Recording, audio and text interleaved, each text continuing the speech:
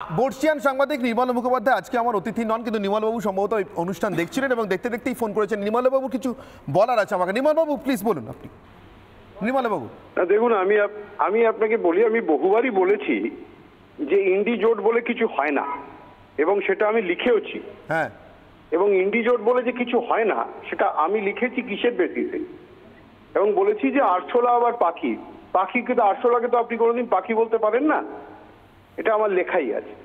সুতরাং এটা কেন, তার কারণ আমি সবসময় যেটা রিলাই করেছি সেটা হচ্ছে মমতা বন্দ্যোপাধ্যায়ের যে ধরনের ব্যবহার, যে ধরনের কাজকর্ম, তার থেকে আমার এই ধারণা হয়েছে যে ইন্ডি জোটে মমতা বন্দ্যোপাধ্যায় একজন প্রতীক হিসেবে থেকেছেন, থাকার দরকার তাই তিনি থেকেছেন, আসলে তিনি তাতে নেই।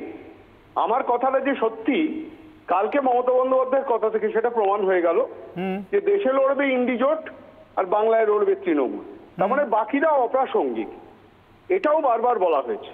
বেশ, এবং আমি এটা বারবারই বলেছি, পশ্চিমবঙ্গে দুটো দল অপ্রাসঙ্গিক, বাম এবং কংগ্রেস। তৃণমূলের সঙ্গে বিজেপির লড়াই হবে, এবং মমতা বন্দ্যোপাধ্যায় ঠিক সেই কথাটাই বললেন।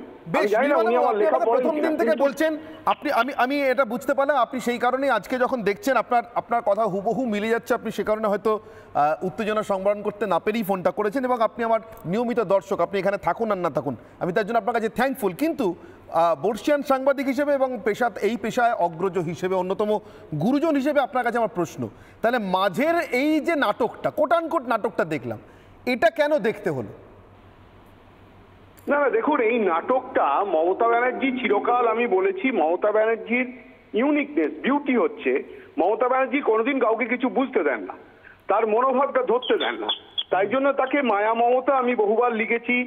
আমি বলেছি মেঘনাদ মমতা, তিনি মেঘের আড়াল থেকে লড়াই করেন, এবং তিনি খুব সাকসেসফুলি জিনিসগুলো করেন এবং ভেবে চিন্তে করেন।